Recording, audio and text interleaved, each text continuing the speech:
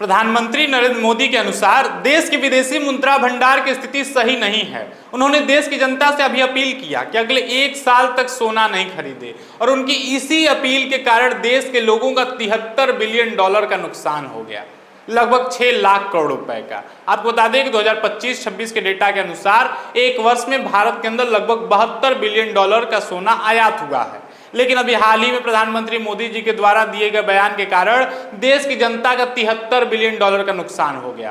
प्रधानमंत्री मोदी ने देश की जनता से सोना ना खरीदने की अपील किया, जिसके कारण निवेशकों को ऐसा लगने लगा कि बड़ी बड़ी ज्वेलरी कंपनियों को इससे भारी नुकसान होगा। जब लोग अगले 1 वर्ष तक सोना नहीं खरीदेंगे तो उनका निवेश भी डूब जाएगा और इसी डर के कारण निवेशकों ने अपने शेयर बेचना शुरू कर दिया, जिसके कारण संबंधित कंपनियों को भारी नुकसान उठाना पड़ा। आपको यह भी बता दें कि 2024-25 में 58 से 60 बिलियन डॉलर का सोना देश के अंदर आयात हुआ था।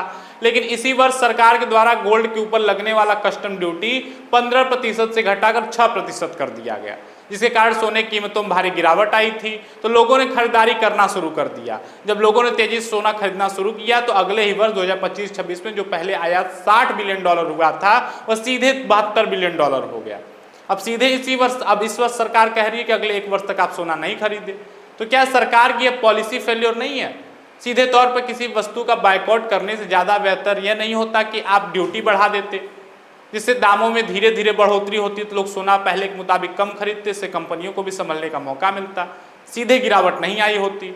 और उसके साथ साथ आयात के साथ साथ निर्यात पर भी उतना ही ज़्यादा जोर देने की आवश्यकता थी। यदि 72 बिलियन डॉलर का आयात हो रहा है तो सोने की ज्वेलरी बनाकर 80 बिलियन डॉलर का निर्यात किया जाना चाहिए था। इसके ऊपर भी सरकार कार्य कर सकती थी। सरकार लोगों से पेट्रोल डीजल कम उपयोग करने की बात कर रही है, लेकिन वह लोग स्वयं 50-50 गाड़ियों के काफिले में चल रहे हैं। लाखों करोड़ रुपए का पेट्रोल डीजल बिना आवश्यकता के खर्च किया जा रहा है। आज भी हमारा देश ऊर्जा से लेकर सेमीकंडक्टर से लेकर लगभग हर एक वस्तु के लिए विदेशों पर निर्भर करता है। और हम बात करते हैं आत्मनिर्भर भारत की। सरकार निजी वाहन से चलने के बजाय पब्लिक ट्रांसपोर्ट का यूज करने की बात कर रही है, मेट्रो का यूज करने की बात कर रही है। लेकिन लगभग शहरों में मेट्रो की सुविधा नहीं है, लगभग जनपदों में सरकारी बसों की व्यवस्था नहीं है। तो हर तरफ से आम जनता को ही टारगेट करना, सारी जिम्मेदारी आम जनता पर थोप देना, यह किस हद तक सही है?